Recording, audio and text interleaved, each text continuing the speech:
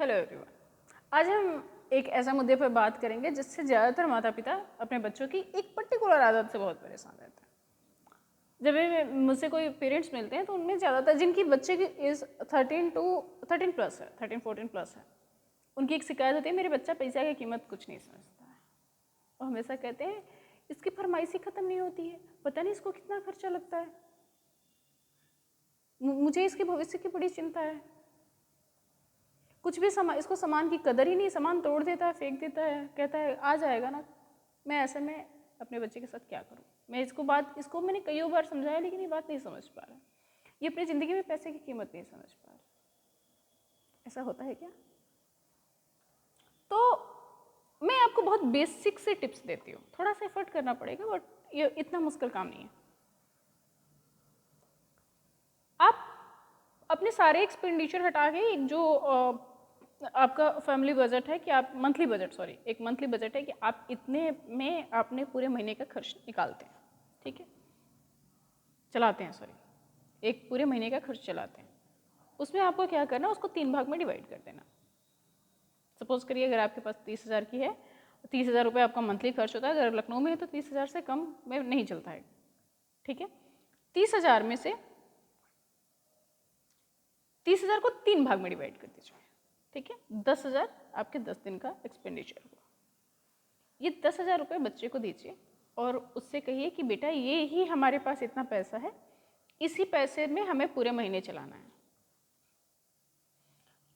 अब तुम बड़े हो रहे हो तो मैं चाहता हूँ कि हमारे जो खर्च हैं मतलब तुम चीज़ों को तुम संभालो, है ना, और इसी 10,000 में तुम्हें पूरा महीना चलाना है। देखो इतना दूध का होता है, इतना सब्जी का होता है, इतना रोटी का होता है, ऐसे करके एक एस्टिमेट बजट बना के उसे दे दीजिए और वो 10,000 रुपये उसको दे दीजिए। ये लो, जहाँ ज़रूरत पड़ेगी हम तुमसे मांगेंगे और काम करेंगे। और 10,000 रुपये देके आप निश्चिंत हो जाइए, ठीक है। शाम को दूध लेने जाना है, दूध का पैसा लाओ, आटा लाना है पैसा लाओ, सब्जी लाना है पैसा लाओ। फिर जो एक्स्ट्रा डिमांड करता है ना, वो उसके दिमाग में लगभग 1 महीने का ये काम है, 1 महीने एक एक पैसे का हिसाब चलेगा कि हमें इसी 10,000 रुपये में पूरा महीना चलाना है, कहीं पैसा कम ना पड़ जाए। अगर कम पड़ेगा तो चूंकि हमारी ये मंथली इनकम हमें है मिला है कि इसमें से एक भी पैसा अगर कम पड़ता है तो फिर हमें 1-2 दिन भूखा रहना पड़ सकता है। ये बात उसे समझ में आने धीरे धीरे शुरू हो जाए। जब भी लगातार 1 महीने करेंगे उसके बाद देखेंगे आपका बच्चा पैसा बचाने की आदत उसे पड़ जाएगी कि हमें बचाना है। सडनली इस बीच में अगर कोई मेहमान आ जाएगा तो हम कहाँ से लाएंगे? हमें उसमें से वो अपने हिसाब से अपनी सोच समझ अनुभव के आधार पे वो बजट बनाना चाहिए। और जो अभी तक आप एक्स्ट्रा एक्सपेंडिचर से परेशान थे वो ऑटोमेटिक वो खुद से ख़त्म कर देगा, वो आपको नहीं करना पड़ेगा। आप करेंगे तो उससे थोड़ा बुरा लग सकता है, लेकिन बच्चा खुद सीखना शुरू कर देगा, खुद बजट बनाना शुरू कर देगा। जो एक्स्ट्रा चीज़ें होती हैं जिसका कोई यूज़ नहीं है लाइफ में, जो आपके समझने से भी वो नहीं समझता है, वो धीरे धीरे उन चीज़ों को एलिमिनेट कर देगा। और जो आप पैसे की वैल्यू समझने की बात कर रहे हैं वो उसे समझ में आ जाएगी। वो सेल्फ से सीखेगा, आपके समझाने की बात नहीं है।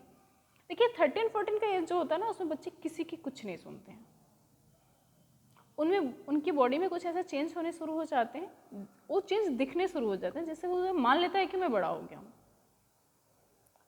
और जिसमें सीखने की क्षमता है उसको आप सिखा ले जाएंगे, लेकिन जो मन से मान लिया कि मैं बड़ा हो रहा हूँ उसको कुछ नहीं सिखा पाएंगे, है ना।